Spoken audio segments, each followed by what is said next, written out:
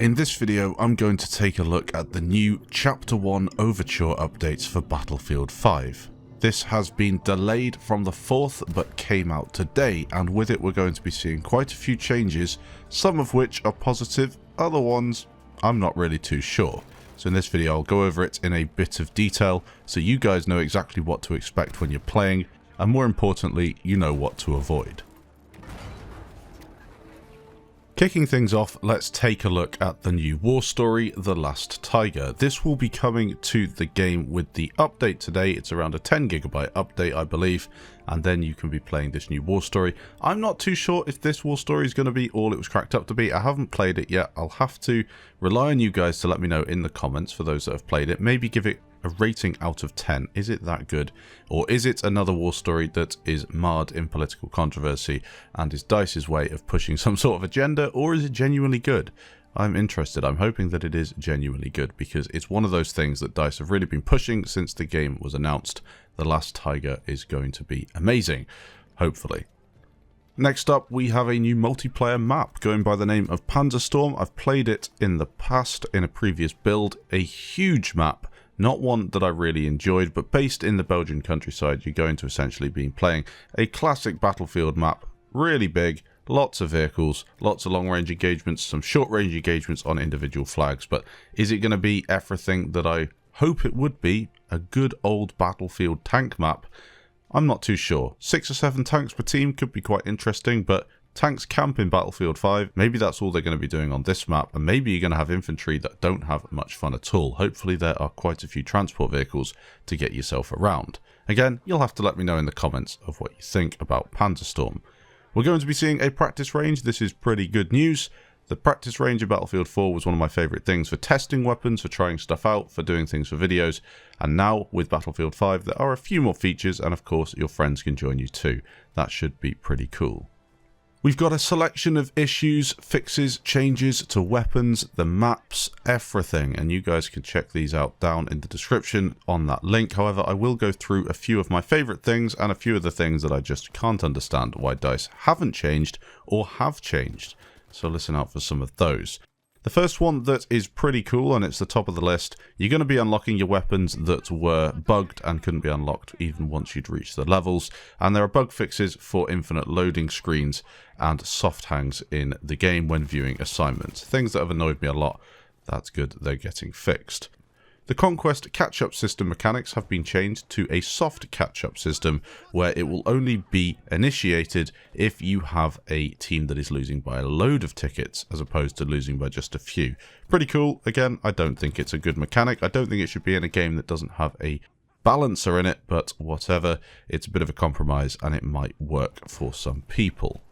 The aeroplanes in the game have, in my opinion, been nerfed on one half and buffed on the other.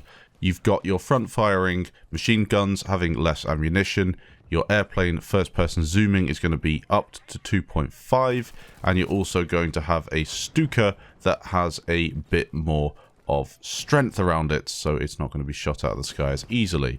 You're also going to have a different sort of Ju-88 flying around, as it will not be able to drop all its bombs at once.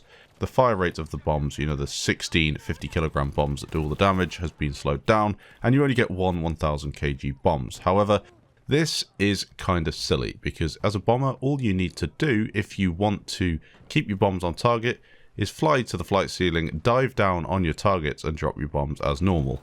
And then all the bombs will drop in one position and you'll do just as much damage, which is what I did a lot of the time with the bomber anyway. A ridiculous change, and one that I do not have a clue why it's been included. AA tanks were too vulnerable apparently when engaging infantry. You know, the AA tanks, the ones that are for anti-air, you know, when they were engaging ground targets. So there's the first issue. So they were apparently unattractive to use, so now the AA tanks will take less damage to the turrets, which is fine I suppose, but now they will be also better against infantry, which is just absurd. Are we going to end up with a Battlefield 4 anti-everything gun once more?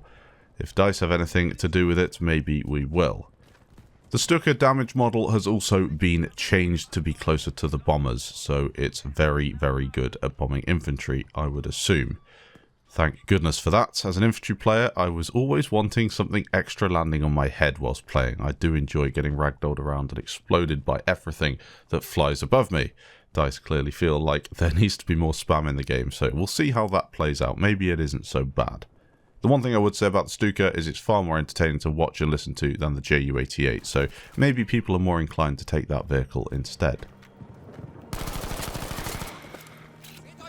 Automatic spawn at the start of the round has been removed, that's pretty good, and Panzerfausts have been adjusted so they have less spiky damage, meaning you will get less of those deflections and 5 hits or 1 hits or whatever it is, and more consistent damage. It will be a 3 shot to the back of a tank to take it out.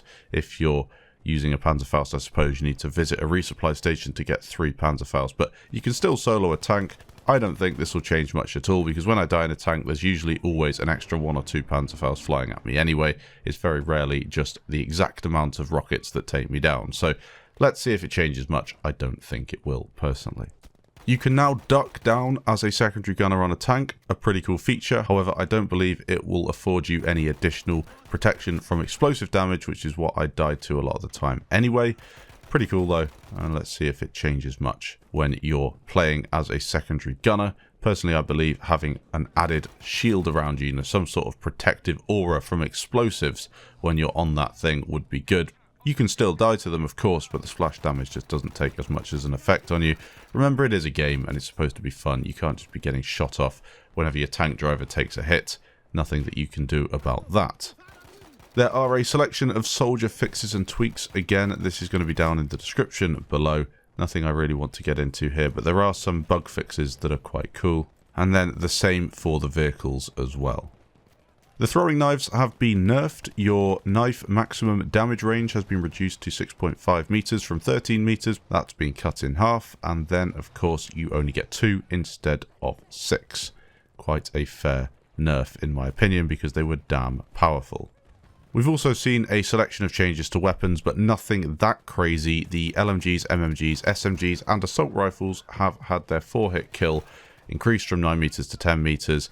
The SMG 5-hit kill range has been increased to 30 meters from 25 meters. Nothing crazy at all. The SMGs are still going to be pretty much in line with the assault rifles in terms of the fact that they're not as good as them. So if you want to be really effective, you're running as an assault or a support, you're not running as a medic. And I don't see any big changes that will affect the 1-hit kill deaths. So let's see. I haven't played the patch much at all. I can't really give an opinion on it yet. This is just a video explaining what you're going to receive. However, I don't believe there's going to be too much difference at all. Again, there is a massive selection of patches to the UI, the HUD, the war stories, the maps, the modes, all sorts of stuff can be found in the description in that link. It's nothing that I really want to get into in too much detail here because there's nothing there that shouts out to me. But a couple of things I would like to add about the maps and modes. If you're playing your airborne game modes or front lines and you're carrying a bomb, you're no longer going to be a massive beacon for the enemy to shoot. So that's pretty good and it's something that DICE said they would change and they have.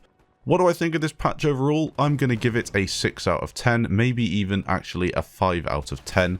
The reason it's so high is because there is new content like the training range and the map and the new war story. That is stuff that I wanted to see and I'm glad it's there. And there are some bug fixes. However, the big problem with this game right now is the 1-hit kill when you die.